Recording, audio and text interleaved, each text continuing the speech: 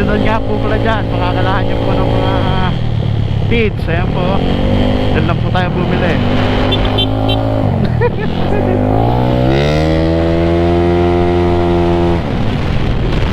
Mura po na, mura.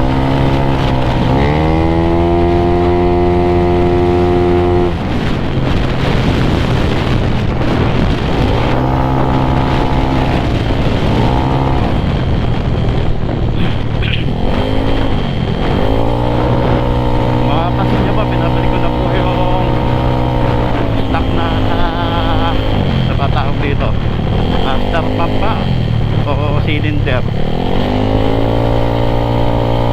Parang mas kursunadang tingin ito eh.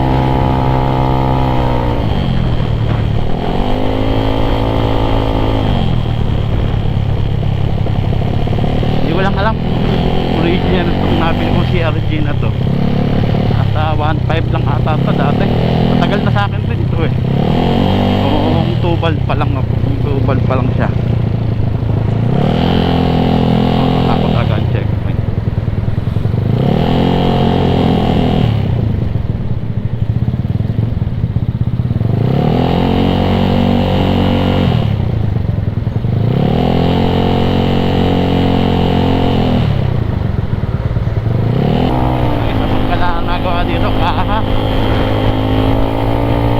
Comment down below na ako kung goods ko yung sobrang 5GL na Yamaha.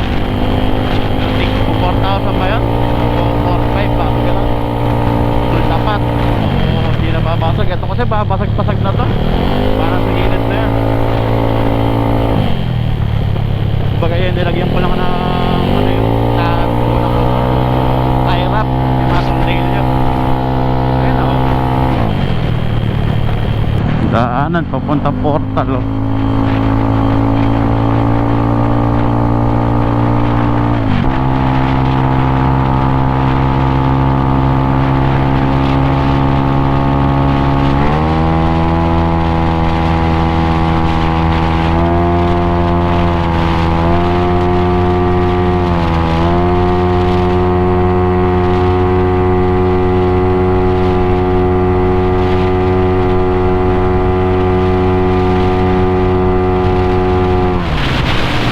Takot lang talaga. Panay na tayo sa paisa 100. Shout out Kosi Pado.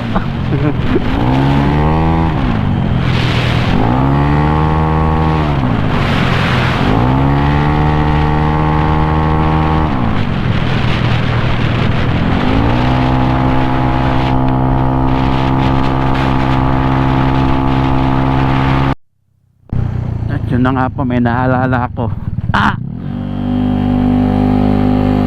Tuturo ko lang yung halos sumibak ng Mio ko.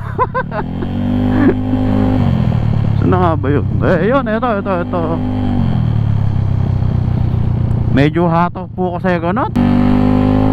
Saka i-reply, ito, yan pala. Ayun nga ba? Oo yun. Yun nga, yung pangalawa na yun. Doon pala ako nasaldak nun. Yung nagkasira-sira yung elbow, yung mags, biyak yung gulong, tamlay.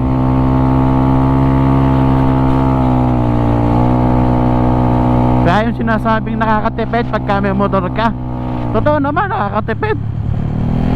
Magtitipid ka sa merienda, hindi ka magmimerienda minsan para mabili may pyesa. Yun ang katotohanan doon. Tapos hasta yung iba may nagtatanong din na kung malakas doon pa sa gasolina tong Mio.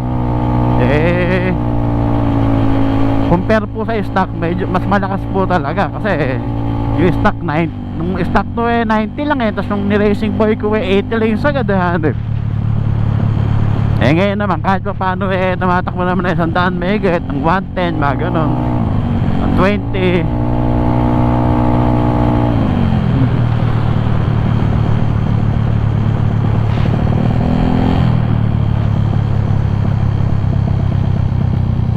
Kaya mas malakas sa gasolina. Sabi nga, walang matipid sa gasolina na matulin. Walang ganun. Parang may alam sa motor no? Big bike nga, kalakas sa gasolina niya. Kahit stuck eh.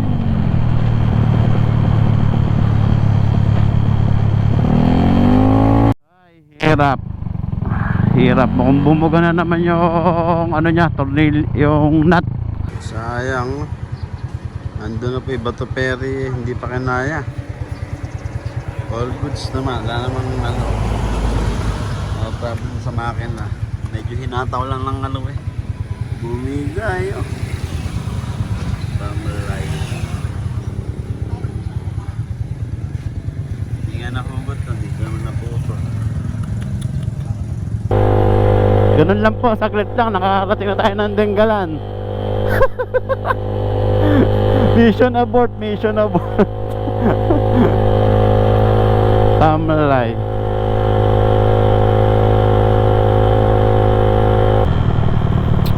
Paano kaya gagawin ko talaga dito? Hayop.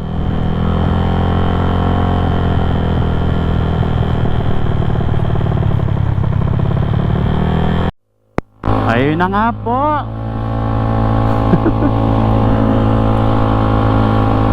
Niwi ko na, hindi ko na diniretso ng taga ng Dinggalan at maloko pa. Ay, nagtanong-tanong ako dito sa panatuan pa daw may nagtitig. Tamalay. Tipong all goods na lahat may bumigay pa. Pero hindi all goods lahat yun kasi may bumigay ano?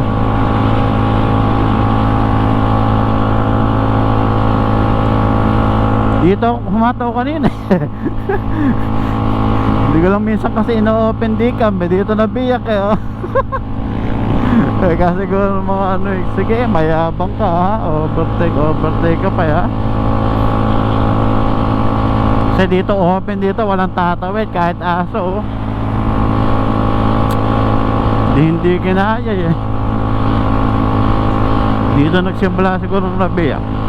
Dito umingay sa gawin na to akala ko kasi tanggal lang yung nut kanina ng ano sa stud kaya nagdire-diretso pa ako kasi nang ano yun ang pangamba ko dahil siyempre nga dati yun ang issue niya ngayon hindi naman bago na naman kaya sabi ko talaga pag bumili ka ng motor hindi ito yung makakatipid ka putya.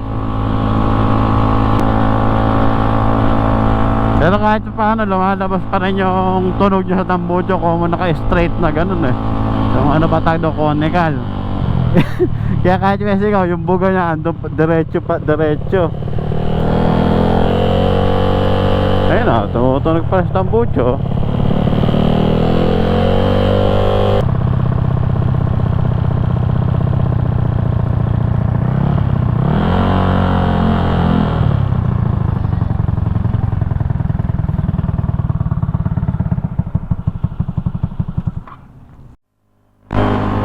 Nandito na po tayo sa Tanawan. Ay nako.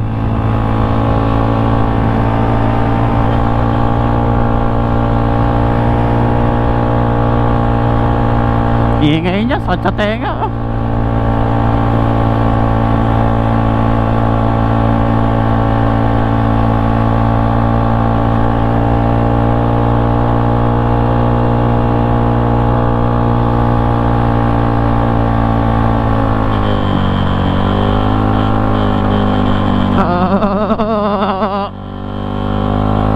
Dito pa lang kasi sa Tanaw na susubukin na tibay ng motor mo sa makaltag oh. Hanip.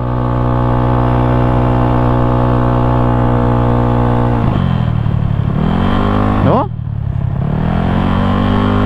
Walang G.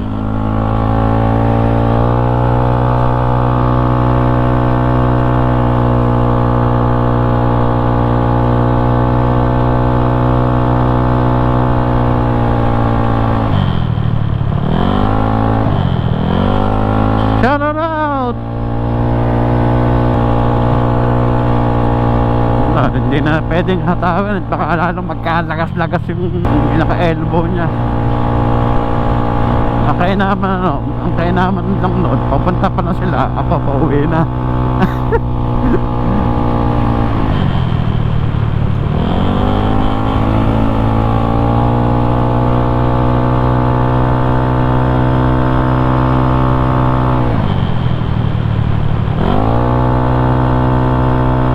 yan, di ako nagpasundo eh. Teka.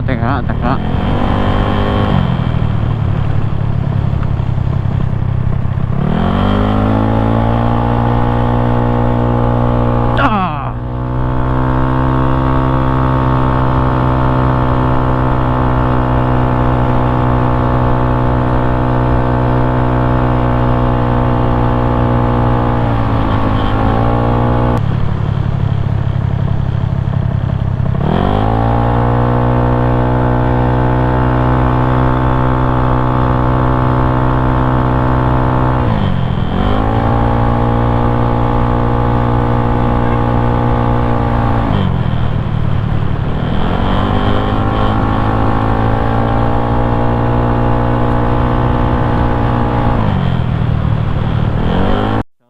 Sa aking my loving father. Mainit ulo niya, sinundo tayo eh.